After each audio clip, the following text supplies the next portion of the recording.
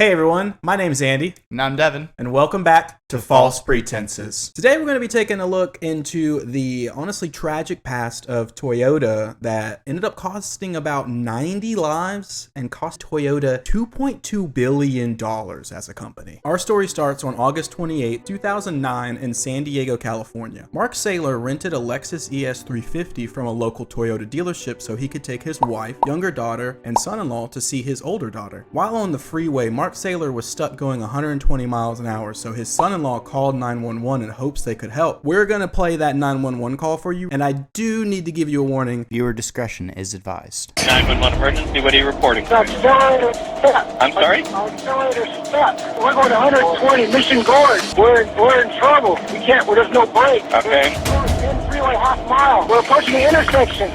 Okay. We're approaching the intersection. Hold on. Pray. Okay. Oh, shoot. Oh.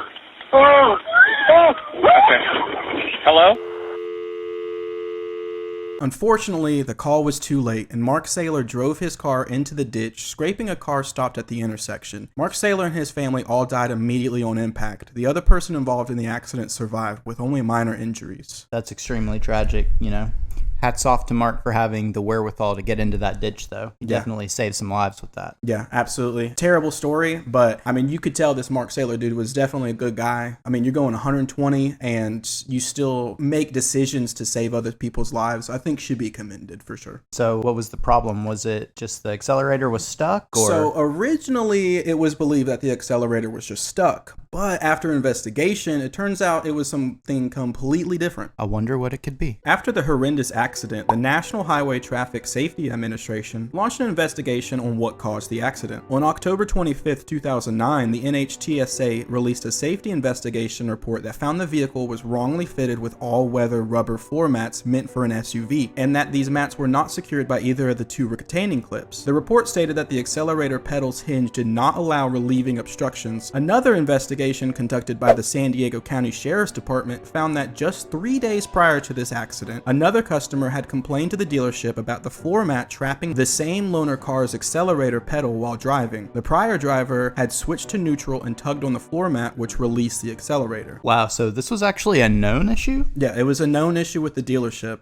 and honestly, dude, I feel like the dealership has a little blood on his hands. They definitely should be considered liable. Yeah. For sure. On November 2nd, 2009, the NHTSA denied a petition to reopen the previously closed unintended acceleration investigation of Toyota vehicles, stating they had already been thoroughly investigated, making it unlikely for NHTSA to reach any new conclusions. Later that day, Toyota issued a voluntary recall of 3.8 million vehicles, with a letter sent to owners asking them to remove the driver floor mat and not replace it with any other type of mat. In this recall announcement, Toyota claimed the floor mats were solely at fault. However, the NHTSA issued a follow-up statement stating this matter is not closed until Toyota has effectively addressed the defect. The recall announcement was inaccurate and misleading, and that the removal of floor mats is simply an interim measure, not a remedy of the underlying defect in the vehicles. So you have Toyota saying that it's just a floor mat issue, and then you have the NHTSA that's saying it's a defect.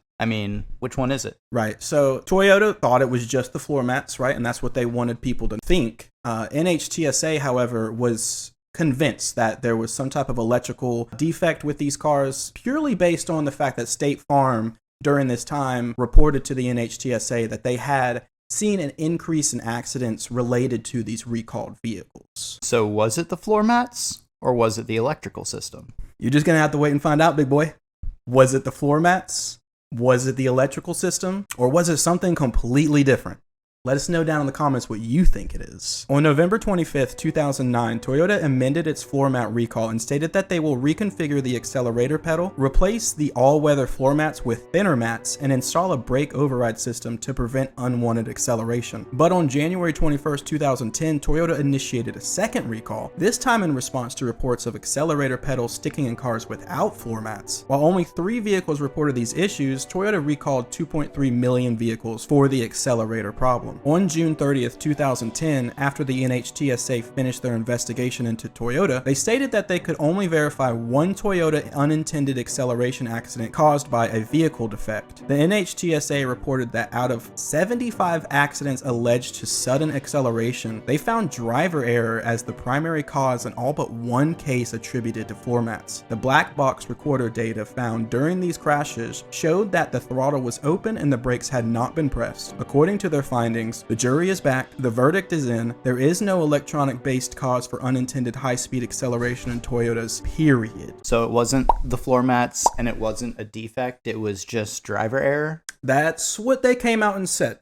Basically, they said that in a lot of these cases, there were rental cars or newer cars, so people were unfamiliar with the vehicle, and instead of thinking that they pressed the brake pedal, they were actually pressing the gas pedal. That seems a little sus to me. I mean, I've been in a lot of cars in my life, and the brake pedal has always been in the same spot, so... Right. Unless a Toyota has a completely different accelerator and brake system. Which I don't believe they do. Toyota faced over 72 lawsuits from consumers seeking damages for personal injury, loss of resale value, and a drop in the value of shares held by shareholders. On December 26, 2012, Toyota announced it would spend $1 billion to settle the class action lawsuit. On March 19, 2014, it was announced that Toyota and the U.S. Justice Department had reached an agreement whereby Toyota would pay a $1.2 billion criminal penalty in exchange for deferred prosecution of wire fraud charges. This penalty ended a 4-year investigation in which the Justice Department concluded that Toyota had intentionally hidden information about safety defects from the public and had made deceptive statements to protect its brand image. Wait, so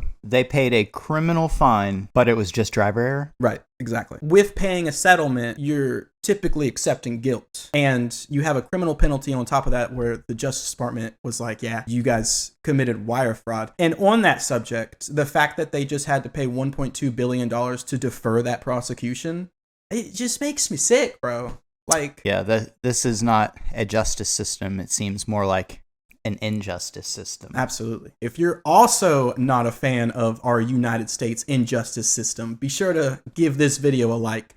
And if you want more fraud documentary type content, think about subscribing to the channel and hitting that bell icon so that you're notified every single time that we upload. Viewers like you is what keeps us going and keeps us excited to keep bringing you this premium content. Let us know what you think. We really appreciate every one of you guys watching. Thank you so much. We'll catch you next time on False Pretenses. Imagine if we can just pay a fuck ton of money not to be charged with any crimes. I wish I had that kind of money. Hell yeah.